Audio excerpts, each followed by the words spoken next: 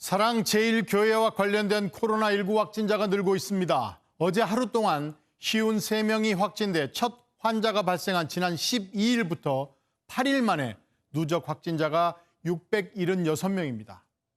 이 중 서울이 409명으로 가장 많고 경기가 189명, 인천 39명, 수도권에 집중이 돼 있지만 충남, 강원, 경북과 전북, 지방의 수도 서서히 늘어납니다.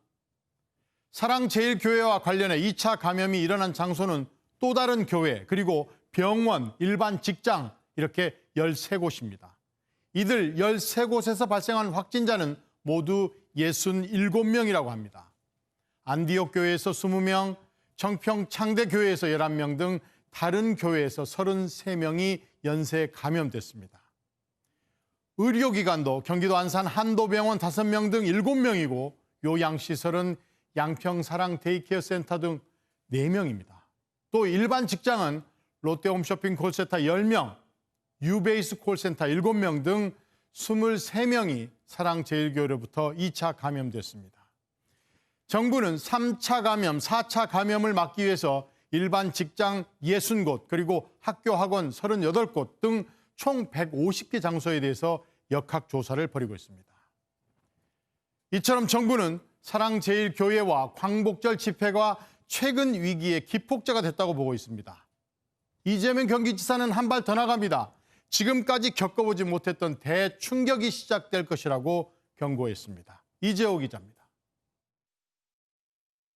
방역당국은 사랑제일교회와 지난 광복절 대규모 집회를 사실상 2차 대유행의 주요 원인으로 꼽았습니다.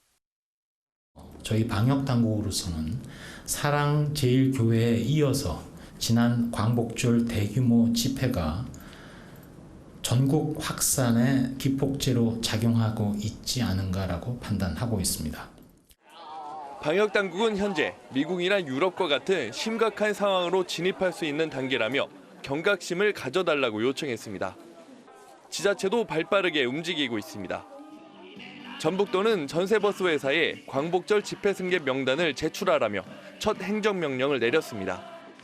이재명 경기지사는 지금까지 겪어보지 못한 대충격이 시작될 것이라며 방역수칙 준수를 호소했습니다. 지금부터는 지금까지 겪어보지 못한 쓰나미급의 대충격의 새로운 국면이 시작될 것입니다. 누구나 예상치 못한 상황에서 얼마든지 감염될 수 있다는 것을 뜻합니다. 이 지사는 특히 급격한 환자 증가로 의료진이 절대적으로 부족한 상황이라며 이번 2차 대유행을 대비하기 위한 의료 전문 인력의 자발적 지원을 요청했습니다. MBN 뉴스 이조입니다.